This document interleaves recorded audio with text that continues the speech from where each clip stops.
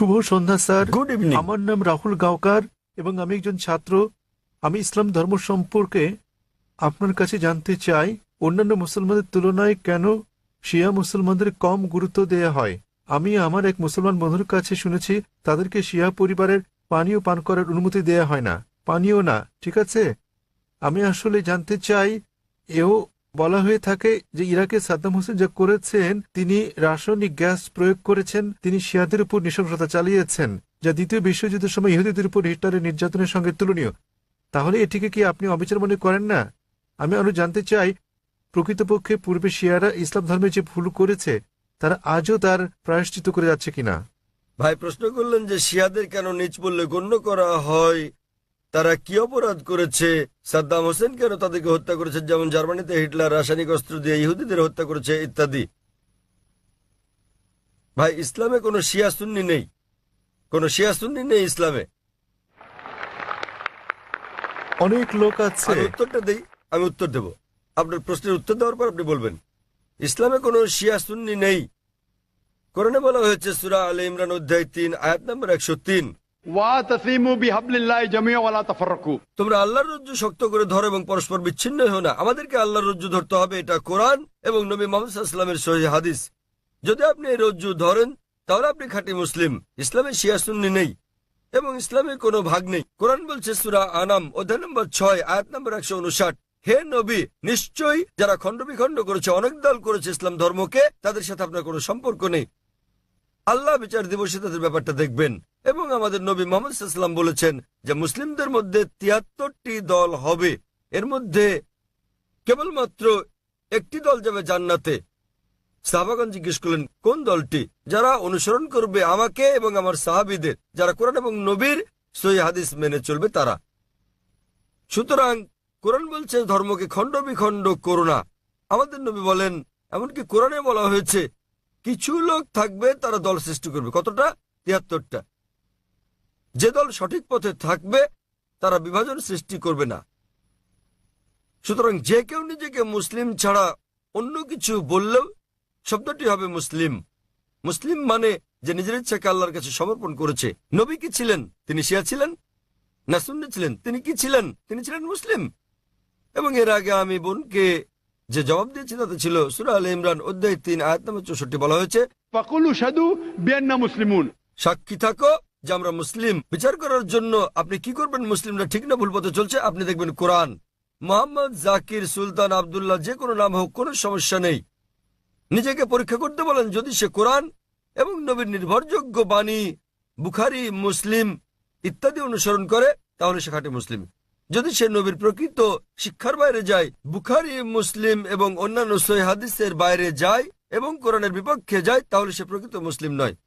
প্রকৃত মুসলিম হচ্ছে সে যে মেনে চলে কোরআন এবং নবী মুহাম্মদ সাল্লাল্লাহু আলাইহি সাল্লামের যথাযথ শিক্ষা। সুতরাং এটা জানার পর নিজেকে সে যাই বলুন না কেন, যদি না মেনে চলেন কোরআন এবং নবীর সব শিক্ষা হাদিস, তাহলে সে প্রকৃত মুসলিম নয়। আপনার প্রশ্নের দ্বিতীয় অংশ, সাদ্দাম হোসেন। প্রশ্নের মধ্যে সাদ্দাম হোসেন নেই? আছে প্রশ্নের মধ্যে? হ্যাঁ, সাদ্দাম হোসেন। সাদ্দাম হোসেন শিয়াদের হত্যা করেন।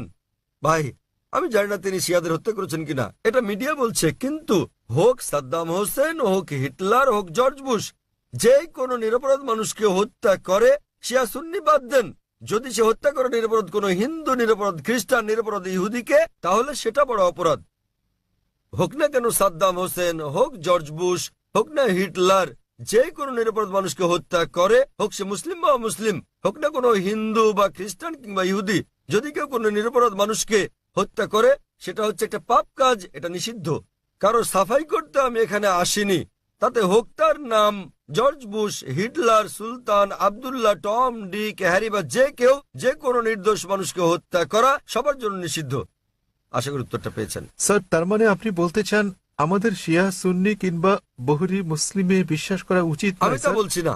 কোরআন কোন শিয়া সুন্নি নেই কোরআনে। কোরআনে মানে কোনো স্যার, বহুরি নেই। এখানে অনেক মসজিদ আছে, অনেক মসজিদ। তাহলে আপনি তাদেরকে বলেন, তাদের জিজ্ঞেস করেন শিয়া কথাটা কোথায় আছে কোরআনে। তাকে জিজ্ঞেস করেন বহুরি কোথায় আছে কোরআনে। স্যার, এটা আমার কলেজ বান্দ্রায় স্যার, আমি অধ্যয়ন করছি। সুতরাং তারা মেনে চলছে না। আপনাকে যা করতে হবে তা হচ্ছে তাদের জিজ্ঞেস করেন তারা কি মুহাম্মদ সাল্লাল্লাহু আলাইহি সাল্লামের শিক্ষা অনুসরণ করে চলছে, তারা কি আল্লাহ সুবহানাহু ওয়া তাআলার শিক্ষা অনুসরণ করছে। আল্লাহ কোরআনে বলেছেন সূরা আনাম অধ্যায় নম্বর 6 আয়াত নম্বর 159, যারা সৃষ্টি করেছে বিভক্তি ইসলাম ধর্মে তাদেরকে আপনার কিছু করার নেই। ইসলাম ধর্মে বিভক্তি সৃষ্টি করা এটা হচ্ছে হারাম। তো ভালো মুসলমান হতে হলে আপনাকে আল্লাহর রজ্জু শক্ত করে ধরতে হবে, এটা বলা আছে কোরআনে। সুতরাং কাউকে আব্দুল্লাহ, সুলতান এরকম নামে ডাকলেই সে জান্নাতে যেতে পারবে না, বরং সেজন্য স্রষ্টা সর্বশক্তিমান আল্লাহর নির্দেশ পালন এবং নবী মুহাম্মদ সাল্লাল্লাহু আলাইহি সাল্লামের শিক্ষা অনুসরণ করতে হবে। ভাই, আপনাকে একটা প্রশ্ন করি, একটা প্রশ্ন। আপনি শিয়া সুন্নি নিয়ে খুবই উদ্বিগ্ন, জানতে চাচ্ছি সেটা কেন? স্যার অনেক কিছু আমার বন্ধুরা। না না, আপনি কি ইসলাম কবুল করতে চান? তারপরে কোন দলে যাবেন ভাবছেন? স্যার আমি মানে আমি আপনাকে জিজ্ঞেস করছি, জি আপনি কি ইসলাম কবুল করতে চান আর ভাবছেন শিয়া না সুন্নিতে যোগ দেবেন? তাই স্যার না, না, আমি ইসলাম কবুল করতে চাচ্ছেন না। স্যার এখানে অনেক ধর্ম আছে, ইসলাম ধর্মের অনেক ভাগ আছে। কোনো বিভক্তি নেই ইসলামে। ইসলামে কেবল একটি শব্দ আছে, মুসলিম। আপনাকে যে যাই বলুক, হ্যাঁ হ্যাঁ, আপনাকে তারা বলেনি যে কোরআন বলেছে। আমি আপনাকে রেফারেন্স দিচ্ছি। লোকটি আমাকে বলেছে তিনি সুন্নি, তিনি আমাকে বলেন তাকে সুন্নি হতে দিন, শিয়া হতে দিন, বহরি হতে দিন, যে কোনোটা। তাকে বলুন কোরআন বলছে বিভক্তি সৃষ্টি করো না। অধ্যায় নম্বর 6 লিখে রাখুন আপনি। এর অর্থ অধ্যায় নম্বর 6। স্যার এর অর্থ এগুলো সব হতাশাজনক। তিনি কোরআন মেনে চলছেন না। কোরআন বলছে সূরা আনাম অধ্যায় 6 আয়াত নম্বর 159, আপনি নোট করে রাখুন যে ডক্টর জাকির নায়েক বলেছেন সূরা আনাম অধ্যায় 6 আয়াত 159 আছে বিভক্তি সৃষ্টি করো না তোমরা। আপনাকে যা করতে হবে, নিজেকে ঈশ্বরের কাছে সমর্পণ করতে হবে আপনার। এখন আমি জানতে চাই, আপনি কি নিজেকে ঈশ্বরের কাছে সমর্পণ করতে চান? ভাই, হ্যাঁ নিজেকে ঈশ্বরের কাছে সমর্পণ করতে চান আপনি? স্যার আমি ইসলামকে শ্রদ্ধা করি, আমি না, না, ইসলামে ঠিক বিশ্বাস আছে। করি। আপনি ইসলামকে শ্রদ্ধা করেন, আপনি কি এক ঈশ্বরে বিশ্বাস করেন? হ্যাঁ এক ঈশ্বরে বিশ্বাস করেন আপনি? হ্যাঁ, জি স্যার আমি ঈশ্বরে বিশ্বাস মূর্তি করি। পূজা করা ঠিক নয়। হ্যাঁ হ্যাঁ, আপনি কি বিশ্বাস করেন ঈশ্বরের কোনো প্রতিমা নেই? ঈশ্বরের কোনো প্রতিমা নেই। আপনি কি তা বিশ্বাস করেন? আমি জানি না স্যার। আপনি কি প্রতিমা পূজায় বিশ্বাসী? হ্যাঁ হ্যাঁ, আপনি কি প্রতিমা পূজায় বিশ্বাস করেন? কি বললেন? প্রতিমা পূজা ঠিক না ভুল? মানে ঈশ্বর? না। আপনি কি বিশ্বাস করেন প্রতিমা পূজা করা ঠিক না ভুল? হ্যাঁ এটা ঠিক না ভুল? এটি ঠিক স্যার। প্রতিমা পূজা করা, কিন্তু এটা তো বেদের বিপরীত। আপনাদের বেদ বলছে তোমরা এক ঈশ্বর ছাড়া কারো উপাসনা করবে না। এটা উল্লেখ আছে আপনাদের যজুর্বেদে অধ্যায় 32 অনুচ্ছেদ 3, শ্বেতাশ্বেতার উপনিষদ অধ্যায় 4 অনুচ্ছেদ 19। न तस्य प्रतिमा अस्ति মহান ঈশ্বরের কোনো পুতুল নেই, কোনো আকৃতি নেই, কোনো ফটোগ্রাফ নেই, কোনো ছবি নেই, কোনো প্রতিমা নেই, কোনো ভাস্কর্য নেই, কোনো মূর্তি নেই। আমি আপনাকে জিজ্ঞেস করছি, যখন আপনাদের বেদ বলছে ঈশ্বরের কোনো আকৃতি নেই, কোনো মূর্তি নেই, কোনো প্রতিমা নেই, এরপরও কি আপনি প্রতিমা পূজা বিশ্বাস করেন? জি স্যার। শিয়া সুন্নি বাদ দেন, আপনাকে জিজ্ঞেস করছি, আপনি কি বেদ মানেন? স্যার অনুসরণ করছেন কি না? ধর্ম মানেন কি না? স্যার কারণ আমি এই ধর্মের স্যার। ঠিক, তাই আমি বলছি যে এটা আমার ভুল নয় স্যার, আমি এই এই ধর্মের মধ্যে ধর্মের জন্ম মধ্যে নিয়েছি বড় স্যার। হলেও আমি জিজ্ঞেস করছি যে অধ্যয়ন করা আপনার কর্তব্য কি না। সে কারণে আপনার বেদ- আমি এই বিষয়টি অনুসন্ধান তাই আমি করছি। আপনাকে বলছি ভাই, আপনাদের ধর্মগ্রন্থ বেদে আছে, যজুর্বেদ অধ্যায় 32 অনুচ্ছেদ 3, শ্বেতাশ্বেতার উপনিষদ অধ্যায় 4 অনুচ্ছেদ 19। এটা বলছে, न तस्य प्रतिमा अस्ति এটা একটা সংস্কৃত উদ্ধৃতি। এর মানে সর্বশক্তিমান ঈশ্বরের কোনো প্রতিমা নেই, কোনো আকৃতি নেই, কোনো আলোকচিত্র নেই, কোনো ছবি নেই, কোনো ভাস্কর্য নেই, কোনো প্রতিমূর্তি নেই, কোনো পুতুল নেই। যদি আপনার ধর্মগ্রন্থ বলে সর্বশক্তিমান ঈশ্বরের প্রতিমা নেই, তাহলে কি প্রতিমা পূজা করা ঠিক না ভুল? ঠিক না ভুল? ঠিক বেঠিক ঠিক করার মতো এত বড় ব্যক্তি আমি নই স্যার। না না, আপনার ধর্মগ্রন্থ বলছে ঈশ্বরের কোনো আকৃতি নেই, কোনো প্রতিমা নেই, কোনো মূর্তি নেই, কোনো ছবি নেই, তথাপি ঈশ্বরের মূর্তি করা ঠিক না ভুল? কেন আমার পূর্ববর্তী ব্যক্তিগণ মানে আমার পূর্বসূরীরা কেন এই কাজ করেছে স্যার? স্যার আমি তাদের দোষ দিতে জি? পারি না।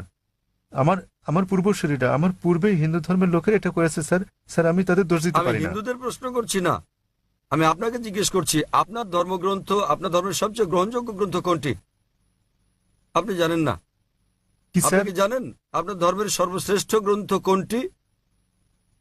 স্যার এটা মানে হচ্ছে বেদ। হ্যাঁ তাহলে আপনি দেখেন আমার ভিডিও ক্যাসেট ইসলাম ও হিন্দু ধর্মের সাদৃশ্য সমূহ। আমি অনুরোধ করছি ভলান্টিয়ারদের তাকে একটা ইসলাম ও হিন্দু ধর্মের সাদৃশ্য নামে ডিভিডি দেওয়ার জন্য। আপনার কোনো প্রশ্ন থাকলে আমার সঙ্গে সাক্ষাৎ করতে পারেন, ইনশাল্লাহ আপনার সন্দেহ দূর হবে। আর আমি আপনাকে অনুরোধ করব এটা পড়ুন, বুঝুন এবং সঠিক শান্তি খুঁজে নিন।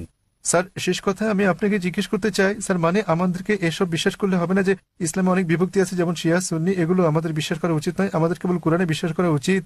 কোরআন এবং নবীর সহিহ হাদিস ব্যাস। যে কোনো আলেম যায় বলুন, কোরআন বলছে সূরা নিসা অধ্যায় 4 আয়াত নম্বর 59, अतिउ अल्लाह अतिउ रसूल। আল্লাহ ও তার রাসূলকে মানো এবং অতঃপর তোমাদের মধ্যে যারা আদেশ দানের কর্তৃত্বপ্রাপ্ত, যাদেরকে এই কাজের দায়িত্ব দেওয়া হয়েছে তাদের, অর্থাৎ আপনাকে আল্লাহ এবং সর্বশক্তিমান ঈশ্বর, তার রাসূল এবং জ্ঞানী ব্যক্তিদের মান্য করতে হবে। কিন্তু আয়াতটা এখানেই শেষ হয়নি। আরো বলা হয়েছে যদি তারা কোনো বিষয়ে একমত হতে না পারে তো আল্লাহ তার রাসূলের উপর ছেড়ে দাও। যদি কেউ আপনাকে কিছু বলে আপনি তা কোরআন এবং সহিহ হাদিস দিয়ে যাচাই করুন সেটা ঠিক না ভুল।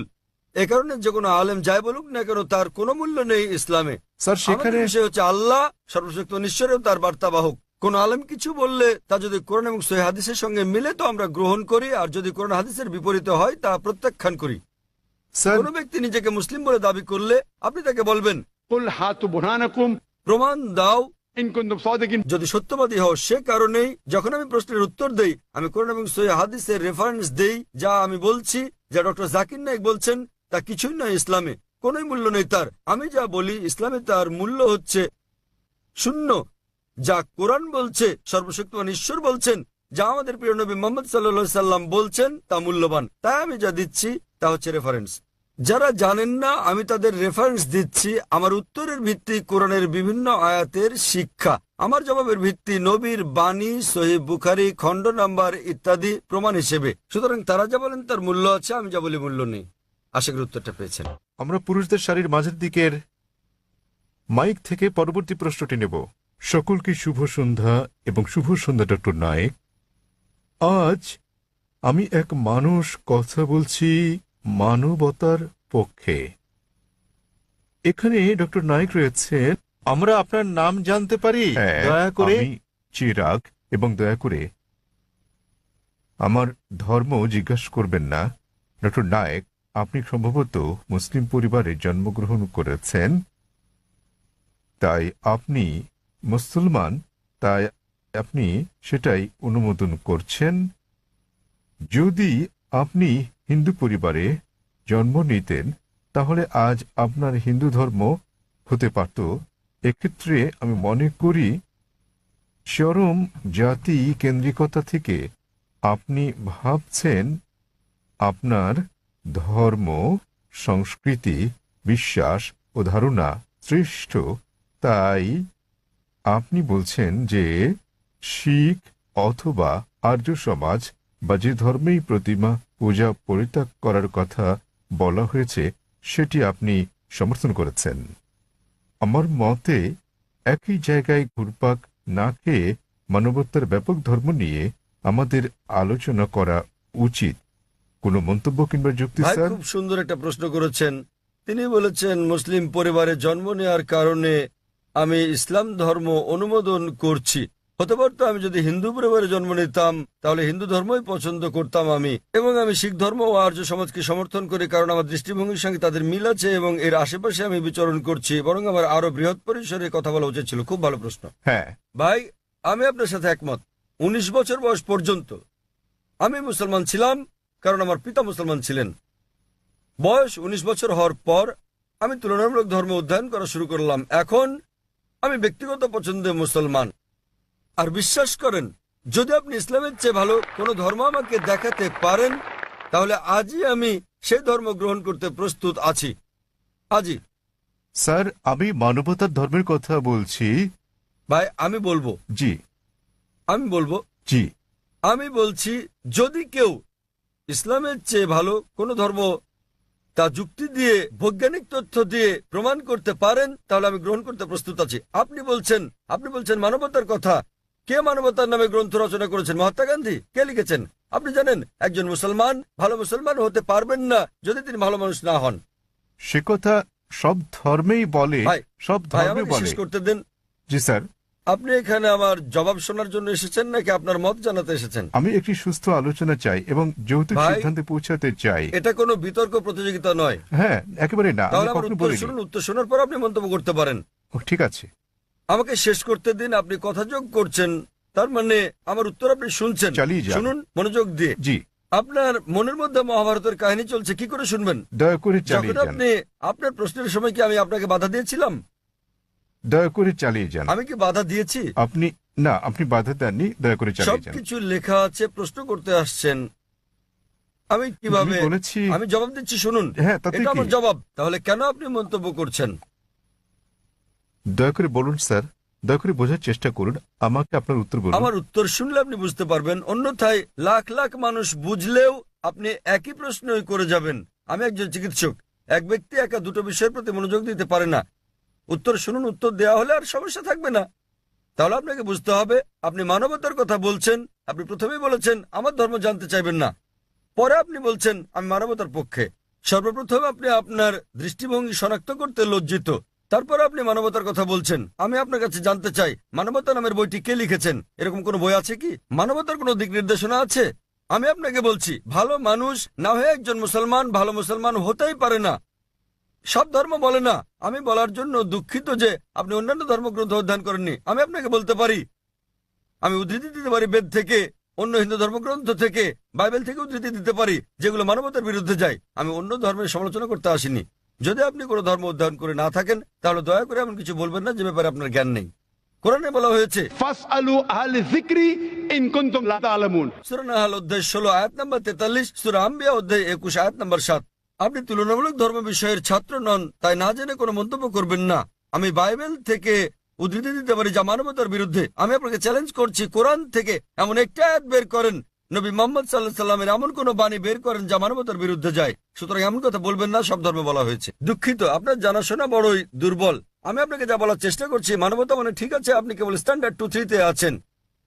আর আমি যা বলছি তা কেবল স্কুল পাস নয়, কেবল স্নাতক পাস নয়, বুঝতে হবে স্নাতকোত্তর পাস হতে হবে আপনাকে। ইসলাম মানে উচ্চ পর্যায়ে, কেবল মানবতার কোনো পর্যায় নেই। ভালো মানুষ না হলে কোনো মুসলমান ভালো মুসলমান হতে পারবে না। আমি আপনাকে চ্যালেঞ্জ করছি, ইসলামের এমন একটা দিক আপনি বলতে পারেন যা মানবতার বিরুদ্ধে যায়। যৌক্তিক পটভূমি, যৌক্তিক কারণ আপনার জানা না থাকতে পারে ইসলাম কেন এমন অনুশাসন জারি করলো, আর আপনি ভাবতে পারেন সেটা মানবতার বিরুদ্ধে। ঠিক যেমন আপনারা বলেন, ডাক্তার আমাকে ইঞ্জেকশন দিচ্ছে, ইঞ্জেকশনে যন্ত্রণা দিচ্ছে, ওই ইঞ্জেকশন তো আপনার ভালোর জন্য। আপনারা বলেন ডাক্তার আমার পেট কেটে ফেলেছেন, তিনি তো পেট কেটেছেন আপনাকে জীবন বাঁচানোর জন্য। সুতরাং ডাক্তার যা জানেন আপনি তা জানেন না। যদি আমার জন্য দুটো পছন্দ থাকে, স্ট্যান্ডার্ড 2 কিংবা 3 পাস করা অথবা স্নাতকোত্তর কোর্স করা, সেক্ষেত্রে আমি স্নাতকোত্তর কোর্সই করব। কেন মাত্র স্ট্যান্ডার্ড 2-3? মানবতা ভালো, কিন্তু ইসলাম তার চেয়ে অনেক বেশি ভালো। আপনার প্রশ্নের ব্যাপারে বলতে গেলে, আমি মুসলিম পরিবারে জন্ম নিয়েছি বলে আমি ইসলামকে অনুমোদন করছি। আমি আপনাকে বলছি, আপনাকে চ্যালেঞ্জ করছি, যদি কেউ আমাকে প্রমাণ দিতে পারে অন্য যে কোনো ধর্ম, আমি প্রধান ধর্মগুলোর বেশিরভাগই অধ্যয়ন করেছি এবং আমার মনে হয় ইসলাম সবচেয়ে যুক্তিগ্রাহ্য, মানুষের সবচেয়ে সেরা ধর্ম মানবতার। এটাই একমাত্র ধর্ম যাতে মানবতার জন্য সমাধান রয়েছে। আল্লাহ বলেন সূরা আলী ইমরান অধ্যায় নম্বর 3 আয়াত নম্বর 19, ইন্নাদ দীনা ইনদাল্লাহিল ইসলাম। সর্বশক্তিমান ঈশ্বরের কাছে একমাত্র গ্রহণযোগ্য ধর্ম ইসলাম। আর আপনার জানার জন্য বলছি, আপনার যুক্তি অত্যন্ত নাজুক। আপনি কি জানেন আমাদের 30 জনেরও বেশি আলেমের মধ্যে যারা বিশ্বের বিভিন্ন দেশের নাগরিক, তাদের 10 জনেরও বেশি মুসলিম পরিবারে জন্মগ্রহণ করেননি? আপনি কি তা জানেন? আমি এটা উত্তর জানতে চাই আপনার কাছে, আপনি কি জানেন এই মঞ্চে বক্তৃতা দানকারী 30 জনের মধ্যে 10 জনেরও বেশি মুসলিম হিসেবে জন্মগ্রহণ করেননি? আপনি জানেন? হ্যাঁ, আমি হতে পারি আমি আপনাকে বলছি। জিজ্ঞেস করছি, আপনি কি তা জানেন? না, আমি হ্যাঁ তা অথবা জানি না না। বলেন। তাহলে আপনার পুরো যুক্তি তো অসার। বিশ্বের বিভিন্ন দেশের 30 জন বক্তার মধ্যে 10 জনের বেশি আমেরিকান, 4-5 জন কানাডার, কয়েকজন ইউকের, মালয়েশিয়ার আছেন, সৌদি আরবের, সংযুক্ত আরব আমিরাতের, সোমালিয়ার এবং সুদানের বক্তা রয়েছেন, এবং এদের মধ্যে 10 জনেরও বেশির জন্ম অমুসলিম পরিবারে। তারা বেড়ে ওঠার পর কেউ কিশোর বয়সে গ্রহণ করেছেন ইসলাম, কেউ 20-এর কোঠায় গ্রহণ করেছেন ইসলাম, কেউ বা 30-এর কোঠায় গ্রহণ করেছেন। আর আল্লাহ তাদের হেদায়েত দান করেন, তারা নিজেদের পছন্দে মুসলিম হয়েছেন। সুতরাং আপনার যুক্তি, মুসলিম পরিবারে জন্মগ্রহণের কারণে আমি ইসলাম পছন্দ করি, এসব লোক জন্মগ্রহণ করেননি মুসলিম পরিবারে, তারা খ্রিস্টান পরিবারে জন্মেছেন, তারা অমুসলিম পরিবারে জন্ম নিয়েছেন, তারা ইসলাম পছন্দ করেছেন। কেন? কারণ তারা অধ্যয়ন করেছেন, তারা অন্যান্য ধর্ম অধ্যয়ন করেছেন এবং বুঝতে পেরেছেন ইসলাম জীবনের শ্রেষ্ঠ পন্থা। আমি আপনাকে অনুরোধ করছি, আপনি মানবতা সম্পর্কে পড়েন, ইসলাম সম্পর্কে জানেন এবং বের করতে চেষ্টা করেন ইসলামের কোন বিষয়টা মানবতার বিরুদ্ধে যায়। তাহলে আপনি জানতে পারবেন সবচেয়ে ভালো ধর্ম। আমি আপনার ধর্ম সম্পর্কে জিজ্ঞেস করছি না, আমি আপনাকে সর্বোত্তম ধর্মটা গ্রহণ করতে বলছি। এবং জীবনের সর্বোত্তম পথ, মানবতার একমাত্র সমাধান হচ্ছে ইসলাম। ধন্যবাদ। হ্যাঁ বোন, পেছনের দিকে। আসসালামু আলাইকুম। আমার দুটি প্রশ্ন আছে। প্রথমটি হচ্ছে, মুসলমান মেয়েরা ইসলাম ধর্ম অনুসরণ করে কেন অমুসলিমদের বিয়ে করতে পারে না? আমার আরো একটি প্রশ্ন আছে। ইসলামে এটা সিদ্ধ যে একজন পুরুষ 4 বার বিয়ে করতে পারেন। দ্বিতীয় বিয়ের ক্ষেত্রে প্রথম স্ত্রীকে কি জানাতে হয়, নাকি না জানিয়েই দ্বিতীয় বিয়ে করা যায়? বোন দুটো প্রশ্ন করলেন, তিনি প্রশ্ন করলেন, প্রথম প্রশ্নটা হচ্ছে তার জানা মতে ইসলামে এটা আবশ্যক যে দ্বিতীয় স্ত্রী গ্রহণের আগে প্রথম স্ত্রীর অনুমতি নিতে হয়, এবং তার প্রথম প্রশ্নটা হচ্ছে যে ইসলামে কেন একজন পুরুষ অমুসলিম কোনো মেয়েকে বিয়ে করতে পারে না। আপনার প্রথম প্রশ্ন দুঃখিত, অনুযায়ী প্রশ্নটি এরকম যে মুসলিম পরিবারে জন্মগ্রহণকারী একটি মেয়ে কোনো অমুসলিমকে বিয়ে করে ইসলাম ধর্ম অনুসরণ করতে পারে কিনা। মুসলিম পরিবারে জন্মগ্রহণকারী কোনো মেয়ে কেন অমুসলিম পুরুষদের বিয়ে করে ইসলাম ধর্ম অনুসরণ করতে পারে না?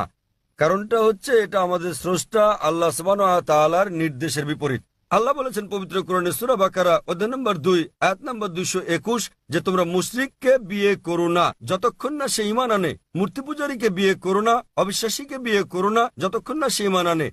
এমনকি যারা ঈমান এনেছে তারা যদি কৃতদাস হয়, যারা ঈমান আনেনি তাদের চেয়ে ওই ঈমানদার অনেক অনেক ভালো। যদিও ওই মুশরিক মানুষ, ওই অমুসলিম তোমাদের মুগ্ধ করে, তবুও এমনকি যদি সে বিশ্বের সেরা সুন্দর পুরুষ হয়, সবচেয়ে ধনী ব্যক্তি হয়, আর সে যদি অমুসলিম হয় তার চেয়ে একজন মুসলিম পুরুষ, সে কালো কুৎসিত কৃতদাস হলেও অনেক অনেক বেশি ভালো।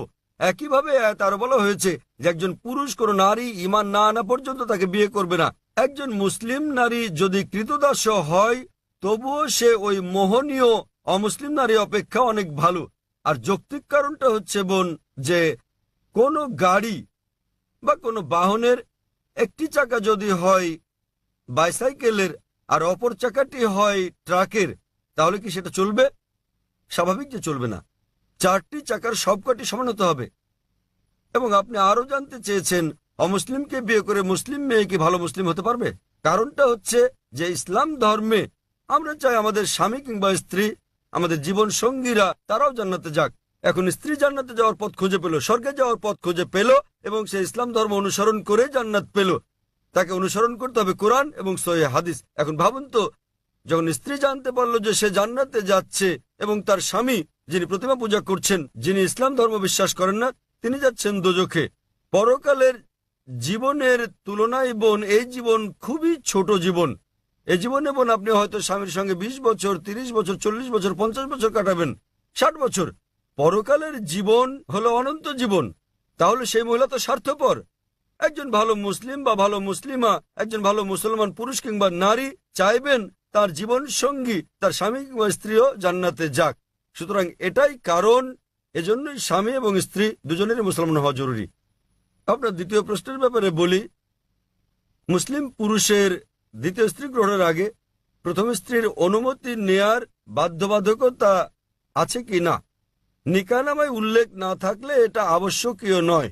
যদি নিকাহনামায় উল্লেখ থাকে, বিয়ের চুক্তিতে উল্লেখ থাকে, যদি স্ত্রী বলে থাকেন যে আমি জীবিত থাকা পর্যন্ত তুমি দ্বিতীয় স্ত্রী গ্রহণ করবে না, তখন এটা আবশ্যকীয়।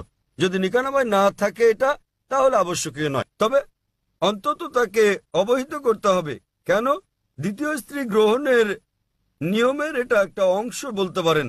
কোরআনে বলা হয়েছে সূরা নিসা অধ্যায় 4 আয়াত নম্বর 3, তোমাদের পছন্দের নারীদের বিয়ে করো 2, 3 বা 4 জনকে, তবে সুবিচার করতে না পারলে একজনকে। তাহলে একাধিক বিয়ের ক্ষেত্রে অন্যতম একটা দিক হচ্ছে স্ত্রীদের মধ্যে সুবিচার করতে হবে। তো যদি প্রথম স্ত্রীকে এটা না জানান, তাদের মধ্যে সুবিচার করবেন কিভাবে? তখন হয়তো আপনি মিথ্যে বলবেন, অফিসের কাজে যাচ্ছেন, বোম্বের বাইরে যাচ্ছেন ইত্যাদি বলতে পারেন। কিন্তু যদি আপনি দ্বিতীয় বিয়ে করেন, প্রথম স্ত্রীর অনুমতি নেওয়া সেখানে আবশ্যকীয় না হলেও উভয় স্ত্রীর মধ্যে সমান আচরণের কথা ভেবে আপনাকে অন্তত বিষয়টা তাকে জানাতে হবে। আশা করি উত্তরটা পেয়েছেন বোন। ধন্যবাদ। হ্যাঁ ভাই, আপনার নাম এবং আপনার প্রশ্ন। হ্যাঁ, হ্যালো ডক্টর জাকির নায়েক, আমার নাম মাহেন্দ কুমার এবং আমি একজন MBA পাস। ফোর্টে থমাস কুকের হয়ে কাজ করি। আমার প্রশ্ন নন ভেজিটেরিয়ান খাদ্য সংক্রান্ত। ইসলামে কি এর অনুমতি আছে? পশু পাখি জীবিত প্রাণী, আপনি কি একে সহিংসতা বলে মনে করেন না? আমার দ্বিতীয় প্রশ্ন, নন ভেজ খাদ্য গ্রহণ কি ইসলামে বাধ্যতামূলক এবং প্রকৃত নিরামিষভোজী ব্যক্তি কি ইসলাম অনুসরণ করতে পারেন? ভাই মহেন্দ্র কুমার খুব সুন্দর একটা প্রশ্ন করেছেন। তিনি বললেন যে ইসলামে আপনারা ননভেজ খাবার খাবেন, আপনারা প্রাণী হত্যা করবেন, কেন ইসলাম ধর্ম প্রাণী হত্যা করার অনুমতি দেয়? এবং একজন মুসলমান কি প্রকৃত নিরামিষভোজী হতে পারেন? ভাই, এই প্রশ্নের উত্তর দেওয়ার আগে আমি আপনাকে বলতে চাই, একজন মুসলমান প্রকৃত নিরামিষভোজী হয়েও খুব ভালো একজন মুসলমান হতে পারেন।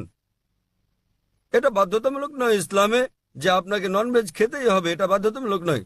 তবে যেহেতু কোরআনে আল্লাহ বলেছেন এবং আমাদেরকে অনুমতি দিয়েছেন ননভেজ খাদ্য গ্রহণের জন্য, সূরা মাইদা অধ্যায় 5 আয়াত 1 এখানে বলা হয়েছে যে তোমরা চতুষ্পদ জন্তু খাও যা তোমাদের জন্য হালাল করা হয়েছে। সূরা নাহল অধ্যায় 16 আয়াত 5 উল্লেখ করা হয়েছে যে তোমরা গো মহিষাদের মাংস ভক্ষণ করতে পারো। সূরা মুমিনুন অধ্যায় 23 আয়াত 21 বলা হয়েছে যে গো মহিষাদের উদরস্থিত বস্তু থেকে আমি তোমাদের পান করাই, এর মধ্যে তোমাদের উপকার রয়েছে এবং তোমরা এদের মাংস ভক্ষণ করতে পারো। সুতরাং যখন সর্বশক্তিমান ঈশ্বর হালাল প্রাণীর মাংস ভক্ষণ করার অনুমতি দিয়েছেন তখন আমরা কেন খাবো না? এখন যৌক্তিক কারণের দিকে আসি, কেন ইসলাম আমিষ ননভেজ খাদ্য গ্রহণের অনুমতি দিয়েছে? যদি ননভেজ খাদ্যকে বিশ্লেষণ করা হয় দেখা যাবে এগুলো প্রোটিন সমৃদ্ধ। মানব দেহে 23 প্রকার অ্যামিনো অ্যাসিডের প্রয়োজন রয়েছে, যার 8টি মানব দেহে তৈরি হয় না, খাদ্য দিয়ে এগুলোর চাহিদা মেটাতে হয়। এগুলো অত্যাবশ্যকীয় অ্যামিনো অ্যাসিড নামে পরিচিত। এখন এই 8 প্রকার অত্যাবশ্যকীয় অ্যামিনো অ্যাসিডের সবগুলো কোনো শাকসবজির মধ্যে একসঙ্গে পাওয়া যায় না, কেবলমাত্র মাংসের মধ্যে পাওয়া যায়। সেজন্য কোনো প্রাণীর মাংস শাকসবজির তুলনায় অধিক বেশি পুষ্টিকর। এছাড়াও যদি আপনি বিশ্লেষণ করেন, যদি আপনি তৃণভোজী প্রাণীদের দাঁতগুলো ভালো করে দেখেন, যেমন গরু, ছাগল, ভেড়া, এদের দাঁতগুলো চ্যাপ্টা, এরা কেবল তৃণভক্ষণ করে, মাংস খায় না। যদি আমরা ভালো করে দেখি মাংসাশী প্রাণীগুলোর দাঁত, যেমন বাঘ, চিতাবাঘ, সিংহ, দেখতে পাবো এদের দাঁতগুলো তীক্ষ্ণ, তাদের ক্যানাইন দাঁত আছে। এরা কেবল মাংস খায়, তৃণজাতীয় খাদ্য খায় না। যদি আমরা মানুষের দাঁতগুলো বিশ্লেষণ করি, আমরা আয়নার সামনে গিয়ে ভালো করে দেখি আমাদের মানুষের চ্যাপ্টা এবং তীক্ষ্ণ 2 ধরনের দাঁতই রয়েছে। যদি সর্বশক্তিমান ঈশ্বর আমাদের কেবলমাত্র শাকসবজি খাওয়ানোর ইচ্ছে করতেন তাহলে কেন তিনি আমাদের ক্যানাইন দাঁত দিলেন? কেন তিনি আমাদের তীক্ষ্ণ দাঁত দিলেন? কিসের জন্য? স্বাভাবিকভাবে বোঝা যায় প্রাণীজ খাবার খাওয়ার জন্য, মাংস খাওয়ার জন্য। এছাড়াও যদি আমরা মানুষের পরিপাকতন্ত্র বিশ্লেষণ করি, যদি আমরা এটাকে তৃণভোজী প্রাণীগুলোর সঙ্গে তুলনা করি, গরু, ছাগল, ভেড়া, দেখা যাবে এরা কেবল তৃণ হজম করতে পারে। মাংসাশী প্রাণী বাঘ, চিতাবাঘ, সিংহ, এদের পরিপাকতন্ত্র কেবল মাংসজাতীয় খাদ্য হজম করতে পারে, তারা তৃণ হজম করতে পারে না।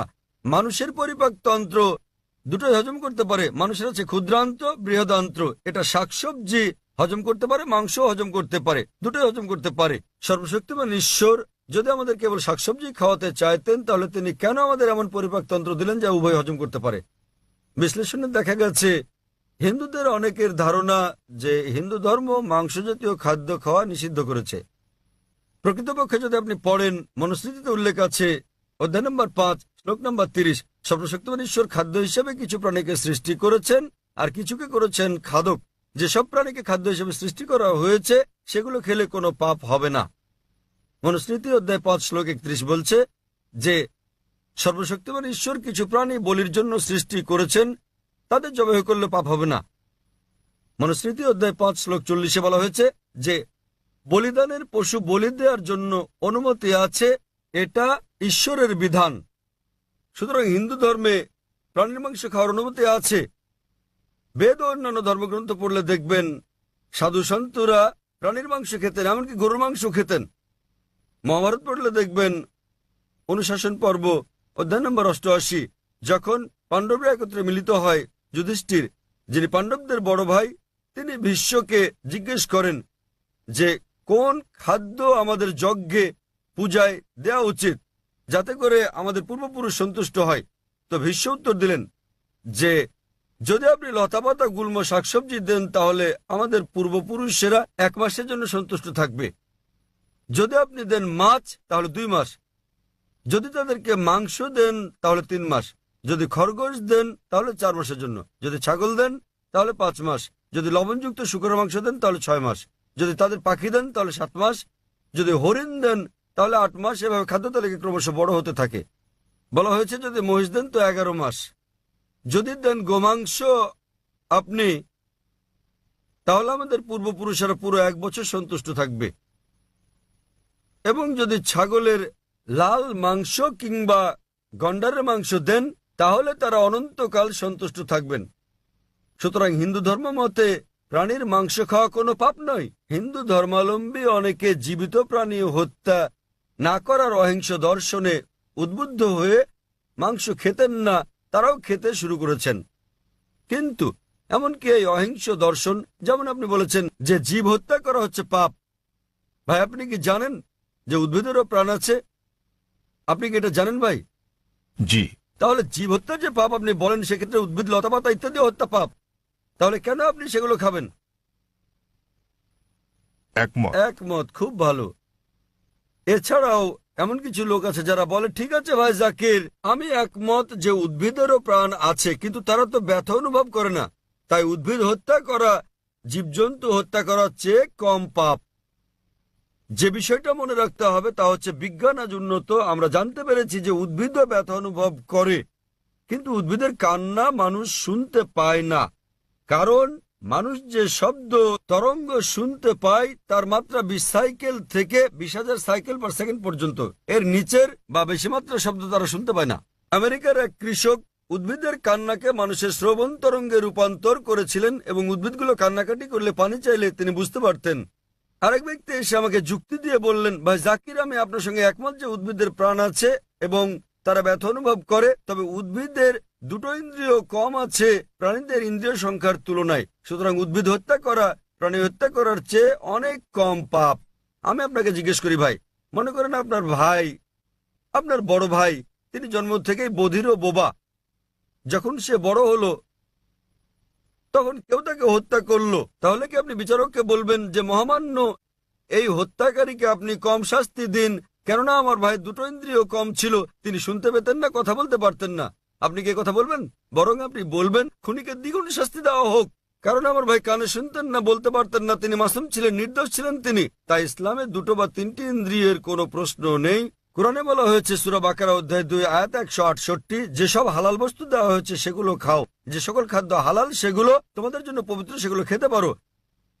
এত সত্ত্বেও ব্যক্তিগতভাবে আমার কোনো সমস্যা নেই যদি অমুসলিমরা প্রাণীর মাংস না খায়, আমার কোনো সমস্যা নেই। কেবল তারা যখন বলে পশু পাখির মাংস খাওয়া পাপ, এক ধরনের অপরাধ, শুধু তখনই আমি জবাবটা দেই। অন্যথায় ভারতের অমুসলিমরা যদি পশু পাখির মাংস না খায় সেটা আমার জন্য ভালো।